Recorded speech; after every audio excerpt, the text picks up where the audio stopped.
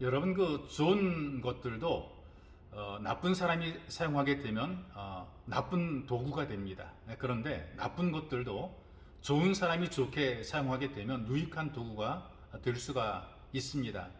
누가 어떻게 사용하느냐에 따라서 독이 되기도 하고 약이 되기도 하는 것이 있죠.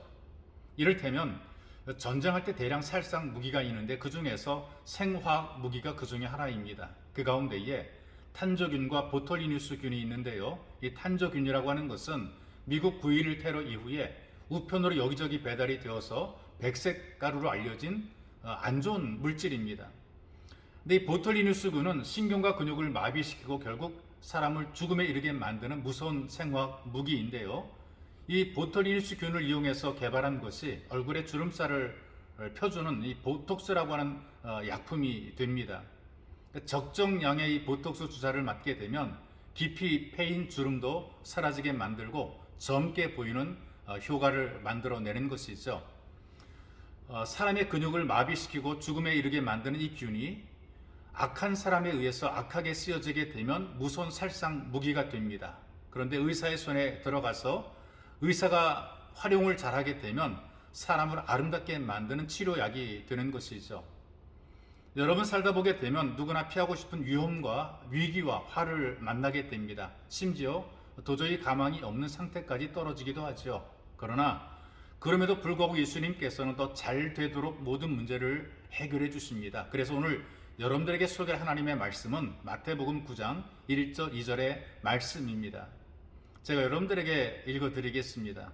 예수께서 배에 오르사 건너가 본 동네에 이르시니 침상에 누운 중풍병자를 사람들이 데리고 오거늘 예수께서 그들의 믿음을 보시고 중풍병자에게 이르시되 작은 자야 안심하라 내 죄 사함을 받았느니라. 여기 죄 사함을 선포하시는 것은 근본적인 원인을 고치고 해결하신다는 말씀입니다. 모든 질병의 원인이 바로 죄에 있다는 것이죠. 이 문제를, 근본적인 문제를 해결하는 것입니다. 서울대 의대에 정돈 교수라는 분이 계시는데 그분이 쓴 글이 있어요. 마음이 아프면 몸도 아프다. 몸과 마음이 서로 영향을 주고 받음에도 사람들은 몸만 살핀다. 마음이 몸을 움직이고 있음을 알아야 한다. 환자들을 자세히 면담해 보면 마음속의 갈등이 신체 증상을 불러온 것을 알 수 있다. 원인이 마음에 있으니 몸을 사차치 뒤져봤자 나올 것이 없다. 사람들 몸이 아플 때에 그 아픈 증상에 나타나는 그 부위만 검진을 하게 됩니다. 그래도 나타나지 않게 되면 온몸을 다 검사를 하게 되죠. 이 검사를 하신 분들이 하는 말이 검사 받다가 죽겠다 이렇게 얘기를 합니다. 그러니까 보이는 육신을 다 검사한다고 해결되는 것이 아니기 때문이죠. 물론 요즘에 그 사람들의 수명이 많이 연장이 됐어요. 그 하버드 의대에서 100세까지 사는 건강 장수법을 이렇게 소개합니다. 가장 먼저 할 일이 뭐냐?